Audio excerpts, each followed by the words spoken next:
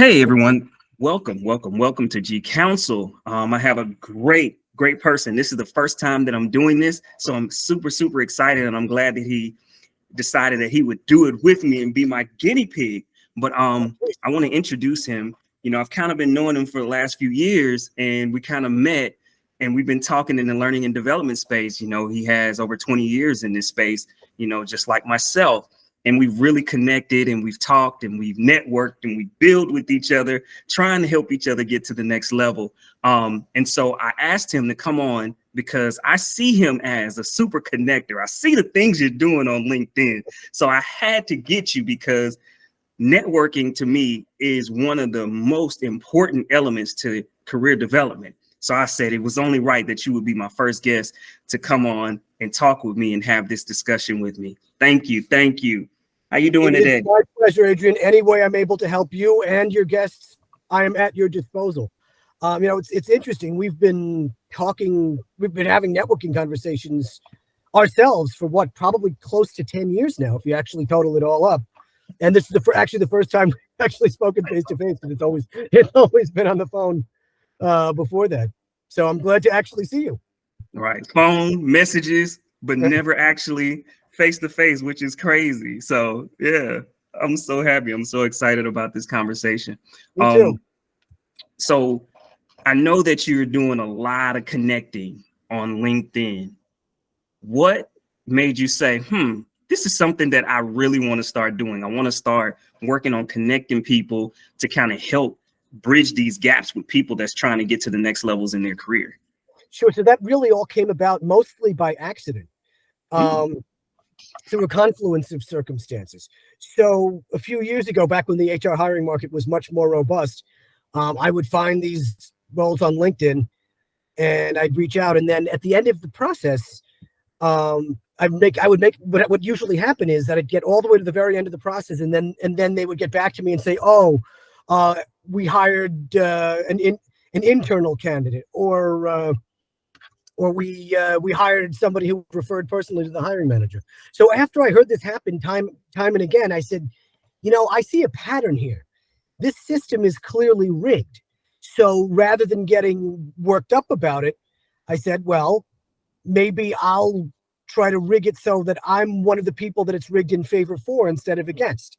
So following that, in the spring of 2023, I happened to be introduced to 3 of the top HR super connectors in the New York area. Okay. And that really just came about by chance through other introductions. The introductions that they made for me, either directly or indirectly, started with just a small handful, and then that exploded into several dozen, and now into several hundred almost a year later. And as time went on, I started to realize, I'm pretty good at this. I'm really good at not only connecting people, but figuring out who would be the right types of people to connect each person to.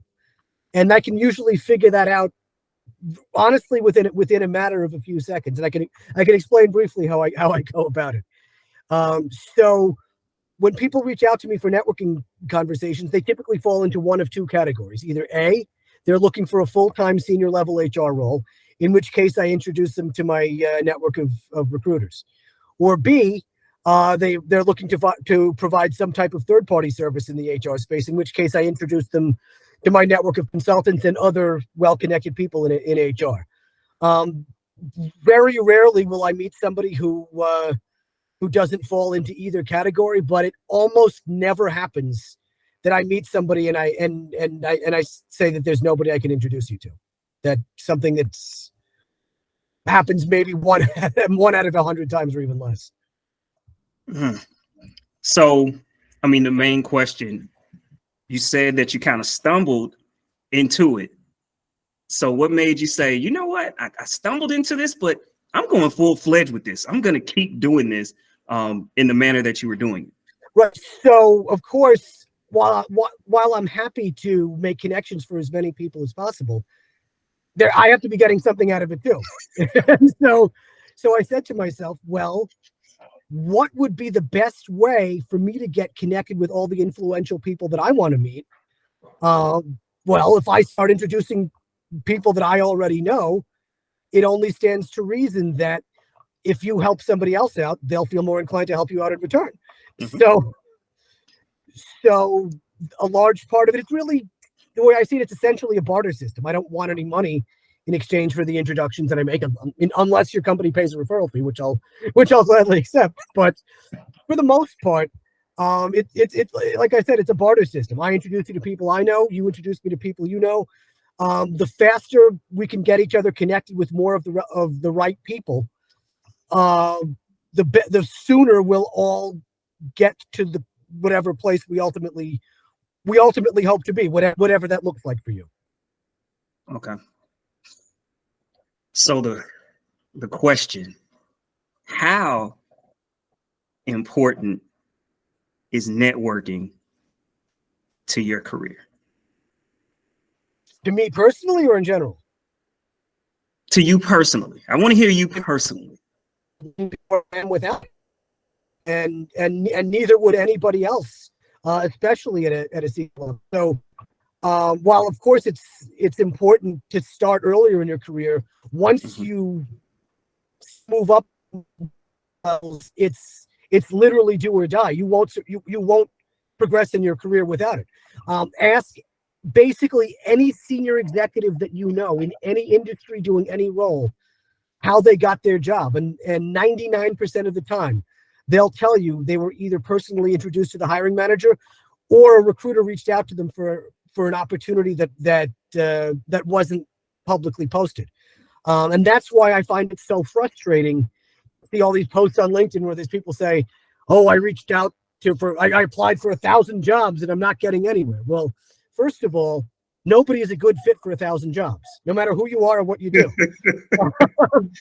But more importantly, they're skipping the human element. They're not actually putting in the work to get to know the people that they need, who are actually going to help them get their foot in the door. As I always say, one great introduction is worth more than 1,000 blind applications. And this isn't new. You know the saying that who you know is more important than what you know. Well, sure, you have to have the basic competencies to be considered at all. But all things being equal, beyond that, your network is far more important than how you actually are at your job, and that's something that a lot of people struggle to accept. And it's always been this way, going all the way back to ancient times. Ever since the first societies had the first service-based economies, people got hired based on who they knew, more so than how good they were. So then, thousands and thousands of years to the operate. It's the way it's always. It's the way it will. So I guess, because we have to think about this, right? If you have two candidates, right, and they're similar, two similar candidates, you know one of them and you don't know another one, right? So you take that element of, I kind of know this person, so I know the things that I can work with them on to help them improve, and you know them, so you're okay with that. And then you have this element of someone that you don't know. Well, you don't know what their personality is like. Yeah, they look good on paper as well too, and maybe even a little bit better than this person over here, but you know this person. So 9 times out of 10, you're going to go with the person that you have a relationship with. And that's just More the than 9 human times out of element 10. of it. That's the human element of it. And I don't think that it's definitely not something that's taught, right? We're not taught these things. You have to learn it. And I have a quick story, and I'll get back to asking you a question. The pivotal moment for me about networking was I literally watched people come in and follow leadership up until they became leaders. And then it was like those leaders said, okay, go and spread your wings, right? But they literally followed them all the way up to the point in their career to now they're making the decisions. And you watch that and you're like, oh man, I've been doing this wrong. I should have got on the coattails of somebody else as well too. I should have been networking and following and digging in to people that I deem people I wanted to be like, right? Instead of thinking the whole, oh, I work hard, so it's gonna come to me, long as I keep, working hard. But yeah, in the beginning, that works, right? But then as you get further in your career and you start becoming in the executive roles, that don't work.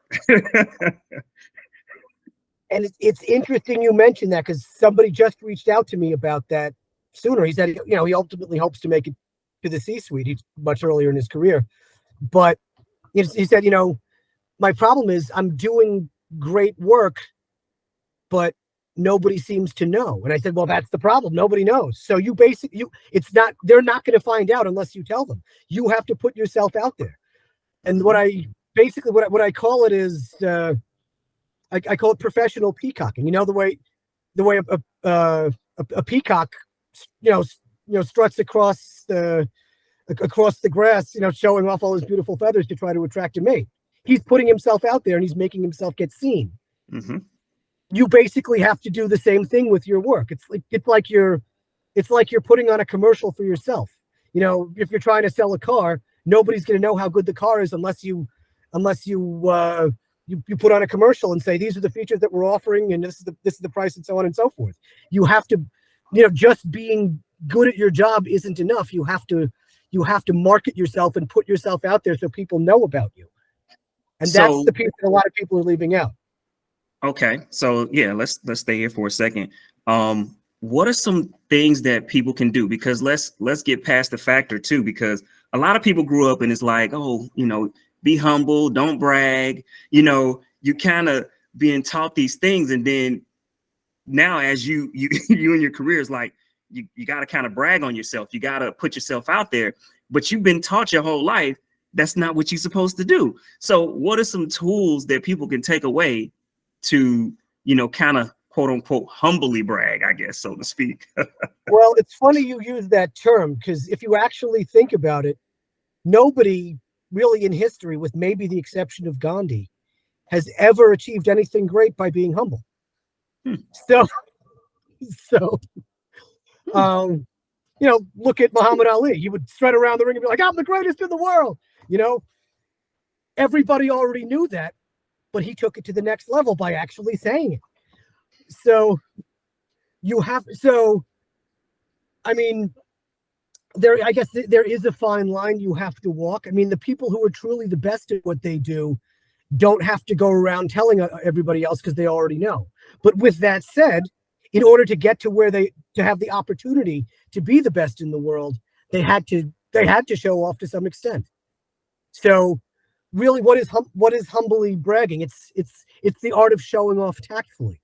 Basically, it's telling everybody how awesome you are without being an asshole about it. That's really what it is. Okay.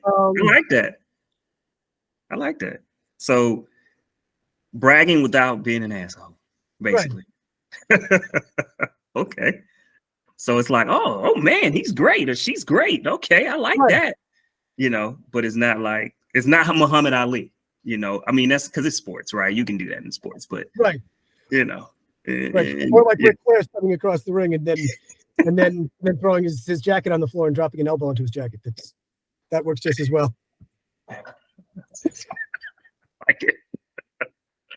Oh man, but yeah, okay. I love that. When it comes to, also with networking, when should you start? As soon as possible. I mean, honestly, and this is something I actually wrote about in my article, which we'll get a chance to plug that later. Again, humbly bragging. Really, right from the very beginning of your career. I see all these posts on LinkedIn of people saying, "Oh, I figured out how to rework my resume so it beats the ATS," and so on and so forth. But they're missing the point. You don't get ahead by beating a piece of software. You get ahead by getting to know people and talk to them who are in positions to help you. That's how you get ahead. And it's actually something that I had to learn later in life. I didn't start out doing that. Bear in mind, most people who know me know that I started my career as a teacher. So when you're in a civil service job, you don't really network the same way because the expectation is that you're going to stay at the same job your whole life until you can collect a pension. Obviously, that's not the case in the corporate world. Right. So since the expectation is everybody's going to change jobs every few years, you need to position yourself so that you know the right people who can help you make that happen. Okay. That makes sense. Yeah. Yeah. When it comes to network, I definitely wish I would have started earlier. I didn't see the benefit of it, when I first started out. It was kind of me against the world, get it out the mud type mentality. I'm just going to outwork everybody. And then probably 6, 7 years into it, you're like, I'm kind of seeing people that I work harder than, I do a better job than, kind of, if they passing me right up here with me, and you're like, how is this happening? But they're going to the functions, after hours. Everyone knows them. They're speaking to supervisors and leadership by their first names. I'm sitting here like, and I'm calling them sir, ma'am, and by their last names, and I'm like, man. Well, I think that's because you grew up in the South, so you have that kind of respect about you. But right, but at the same time, but they're hanging out. Right. I say that to say they're kind of hanging out where I'm keeping it strictly professional. I'm not getting to know them on a personal level. I'm keeping it all. And that was another thing. And maybe that was the military in me. Going into corporate, I kept it strictly professional. I never let the personal, kind of come in. And so it's always ma'am, sir, and they're like, call me such and such. I'm like, no, I don't feel comfortable. I kept it on that level where you see other people. No, I'm gonna get personal. Oh, okay. Yeah. Let's go have a drink. I'll go play golf with you. I'll go do all these things. And I'm just like, keeping it professional. It's funny you say that. So first of all, you're actually from a similar perspective to where I was, because you started your career in the federal government. Mm-hmm. So, I mean, going from, I guess I would include the military as part of that.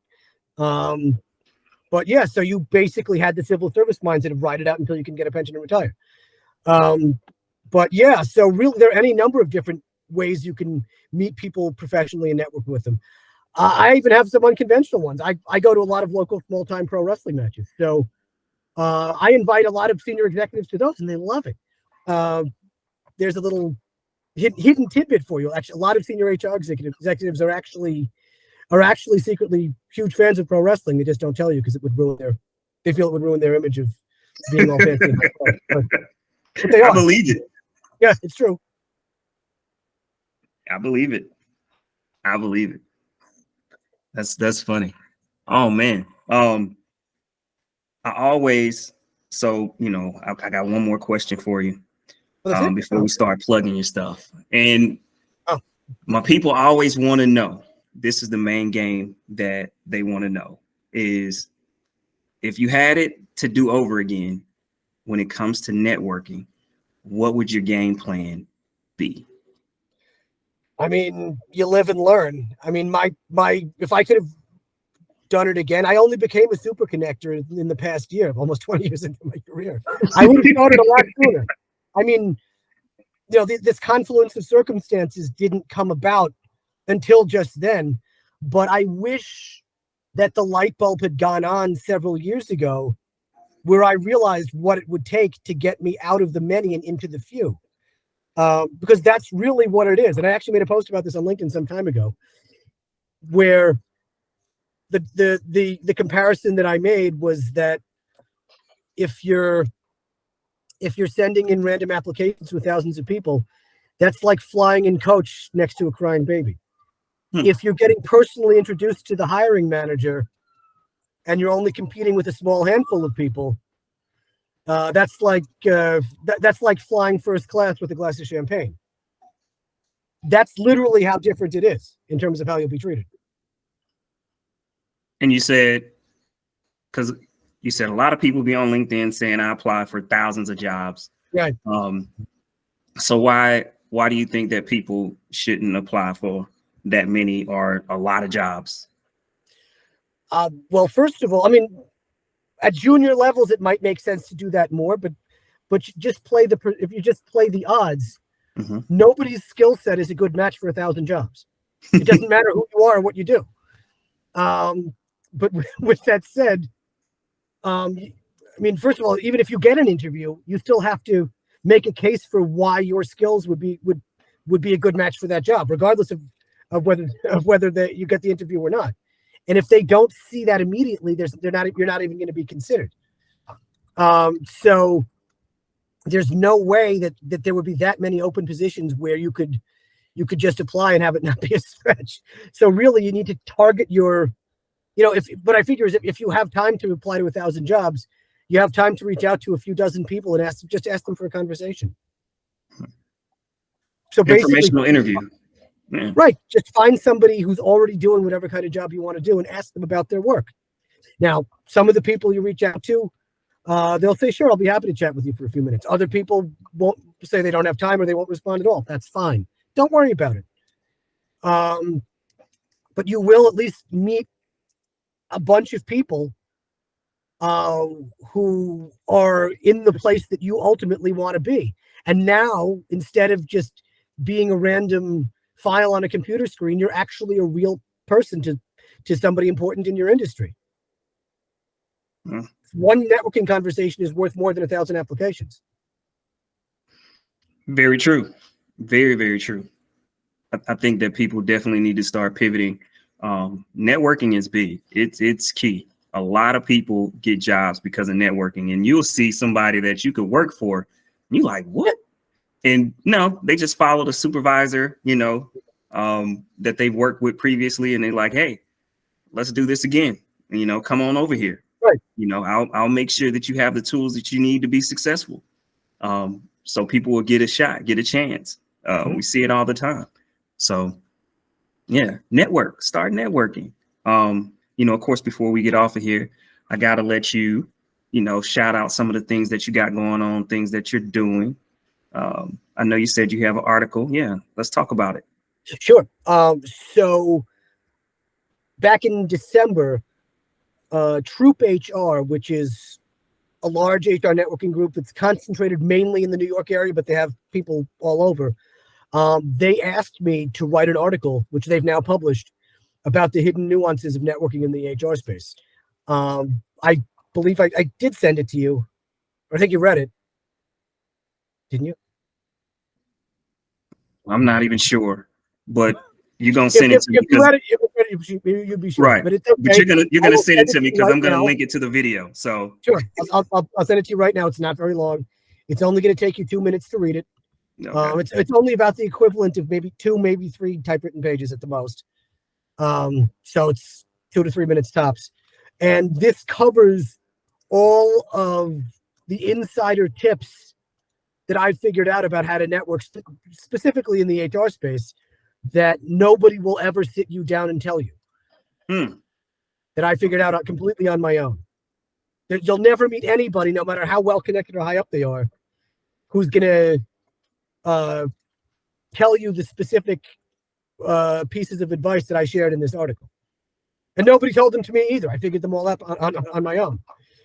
Nice. So by all means, read it, share it with everybody that you feel would benefit from it, which is basically everybody in HR. The more people who enjoy it and feel that they've gotten something out of it, really that would bring warmth to my heart. Nice. So like I said, I'll link it to the video so people can check it out. Also, how can people find you? So I'm on LinkedIn. You can include the link to my LinkedIn profile just as well. And of course, I have to be selective in who I get back to. So right now, at least as of the time of this conversation, I'm looking for my next VP of L&D role. So the only people I can really speak to right now are those who are well connected in the HR space. Either our senior leaders or are well connected with a lot of them. Unfortunately, although I wish I could take time to speak to everybody, I can't. I really have to focus my conversations very strategically because I only have a certain amount of time in the day, as we all do. you know, even as it is, my networking schedule is already booked several weeks out into February. Okay.